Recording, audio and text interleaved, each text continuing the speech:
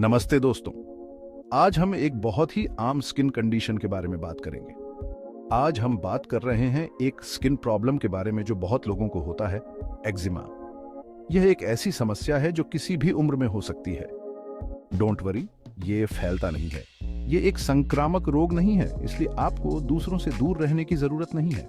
Eczema एक ऐसी condition है जिससे आपकी स्किन में खुजली होती है और यह बहुत ही असहज हो सकता है। लाल हो जाती है और ड्राई हो जाती है। कभी कभी यह फट भी सकती है और दर्द हो सकता है। देखिए, हमारी स्किन एक प्रोटेक्टिव बैरियर की तरह होती है। ये बैरियर हमें बाहरी तत्वों से बचाता है। जब आपको एक्जिमा होता है तो ये बैरियर अच्छे से काम नहीं करता। यह कमजोर हो जाता है और स्किन को नुकसान पहुंचाता है। इसका मतलब है आपकी स्किन मॉइस्चर खो देती है और जल्दी इरिटेट हो जाती है। इसलिए इसे हाइड्रेटेड रखना बहुत जरूरी है। एक्जिमा के अलग अलग टाइप्स होते हैं, जैसे एटोपिक डर्मेटाइटिस, कॉन्टैक्ट डर्मेटाइटिस और डिस्कॉइड एक्जिमा। लेकिन उन सब में एक जैसे सिम्टम्स होते हैं। खुजली, लालिमा और सूखापन इनमें आम है। साइंस को जानने से आपको डॉक्टर से सही ट्रीटमेंट लेने में मदद मिल सकती है। सही निदान और उपचार से आप इस कंडीशन को मैनेज कर सकते हैं। अब आइए उन कॉमन सिम्टम्स के बारे में जानें जिन पर आपको ध्यान देना चाहिए। खुजली, लालिमा, सूखापन और स्किन का फटना कुछ आम लक्षण हैं। एक्जिमा का सबसे कॉमन सिम्पटम है खुजली। ये खुजली इतनी ज्यादा हो सकती है कि यह आपके दिन प्रतिदिन के जीवन को प्रभावित कर सकती है। ओ बॉय, खुजली इतनी ज्यादा हो सकती है कि आप रात को सो भी नहीं पाएंगे। यह आपकी नींद को बुरी तरह से प्रभावित कर सकती है, जिससे आप दिन में थकान महसूस कर सकते हैं। आपको ड्राई सेंसिटिव स्किन दिखाई दे सकती है, जो नॉर्मल से ज्यादा लाल या डार्क दिखती है। ये स्किन बहुत ही नाजुक हो सकती है और इसे छूने पर दर्द भी हो सकता है।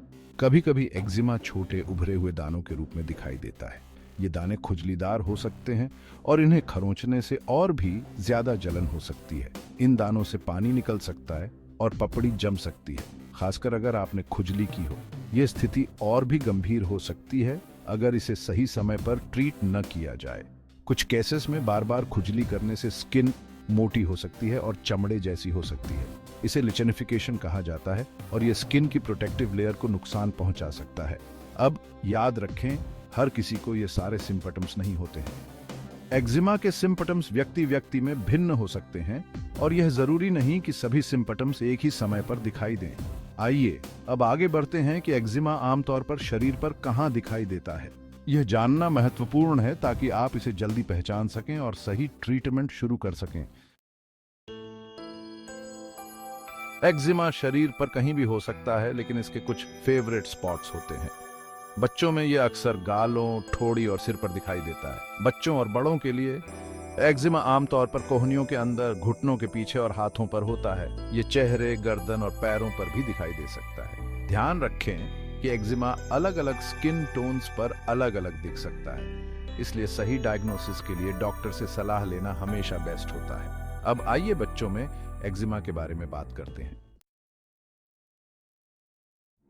Section for eczema and children, A special note. बच्चों में एक्जिमा होना बहुत कॉमन है।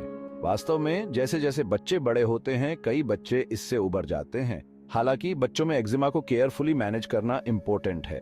बच्चे अपनी स्किन को खुजली कर सकते हैं, जिससे इन्फेक्शन हो सकता है। उनके नाखूनों को ट्रिम करके रखना और जेंटल अनसेंटेड सोप और मॉइस्चराइजर का इस्तेमाल करने से मदद मिल सकती है। याद रखें, अगर आप कभी भी अपने बच्चे की स्किन को लेकर चिंतित हैं, तो अपने पीडियाट्रिशियन से संपर्क करने में संकोच न करें। अब आइए एक्जिमा को मैनेज करने के कुछ टिप्स के साथ इसे खत्म करते हैं। Section 5, managing eczema tips for relief. Eczema के लक्षणों को कम करने और राहत पाने के लिए कुछ महत्वपूर्ण टिप्स। वैसे तो एक्जिमा का कोई इलाज नहीं है, लेकिन इसे मैनेज करने और आराम पाने के तरीके हैं। Moisturise, moisturise, moisturise. अपनी स्किन को हाइड्रेटेड रखने के लिए नियमित रूप से मॉइस्चराइजर का इस्तेमाल करें। अपनी स्किन को हाइड्रेट रखने के लिए एक थिक क्रीम या ओनिंटमेंट का इस्तेमाल करें।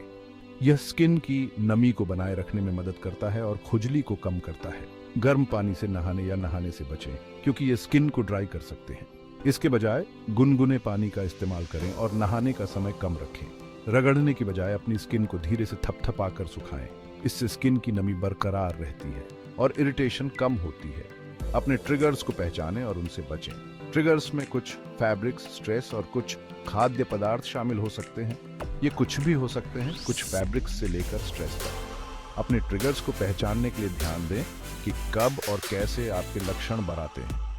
एक डायरी रखें ताकि आप ट्रैक कर सकें कि आपके एक्जिमा के बढ़ने का क्या कारण हो सकता है। इससे आपको अपने ट्रिगर्स को समझने और उनसे बचने में मदद मिलेगी। और अंत में याद रखें, आप अकेले नहीं हैं।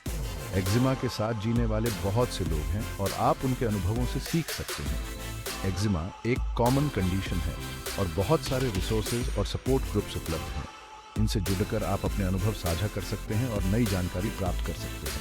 अपनी स्किन का ख्याल रखें और याद रखें, हंसी सबसे अच्छी दवा है। खुश रहें और अपनी स्किन को स्वस्थ बनाए रखें।